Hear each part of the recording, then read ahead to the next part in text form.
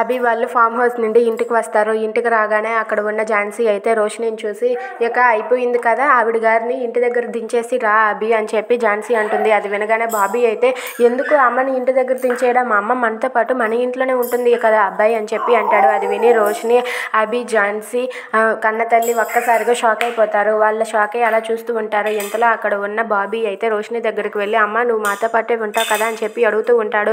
దాంతో ఝాన్సీ అయితే బాబీ దగ్గరికి వెళ్ళి బాబీని తను లాక్కొని తను ఈ ఇంట్లో ఉండడానికి వీల్లేదు, తనని ఇప్పుడే తన ఇంటికి పంపించేయండి అని చెప్పి ఝాన్సీ అంటుంది. అది విని బాబీ అయితే ఒక్కసారిగా షాక్ అయిపోతాడు. ఎందుకు మా అమ్మ ఇంట్లో ఉండడానికి వీల్లేదు, మీరు రీజన్ చెప్పండి అని చెప్పి అంటూ ఉంటాడు. అది వినగానే ఝాన్సీ ఇలా అంటూ ఉంటుంది, ఎందుకంటే ఇది నా ఇల్లు కాబట్టి నా ఇంట్లో తను ఉండడానికి వీల్లేదు, నా ఇంట్లో నేను నువ్వు మీ అబ్బాయి మాత్రమే ఉండాలి అని చెప్పి అంటూ ఉంటుంది. అది వినగానే బాబీ ఒక్కసారిగా షాక్ అయ్యి అలా ఉండిపోతారు.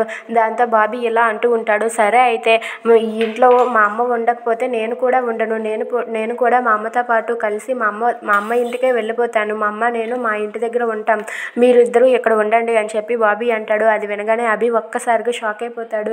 ఇక నాకు బాబీ కావాలి, బాబీ లేకపోతే నేను ఉండలేను అని చెప్పి అభి అయితే కంగారు పడుతూ రోషిని దగ్గర నుండి బాబీని తీసుకొని, బాబీ నువ్వు అలా ఏం మాట్లాడుకు, మనం రేపు మళ్ళీ అమ్మ వాళ్ళ ఇంటికి వెళ్దాం సరేనా, రోషిని ఇప్పుడు తన ఇంటికి వెళ్ళి తను రెస్ట్ తీసుకొనివ్వు, మళ్ళీ రేపు ఉదయం వెళ్దాం అని చెప్పి అభి అయితే బాబీని తీసుకొని ఇంట్లోనికి వెళ్ళిపోతాడు. అది చూసి ఝాన్సీ అయితే చాలా కోపంతో రగిలిపోతూ ఉంటుంది.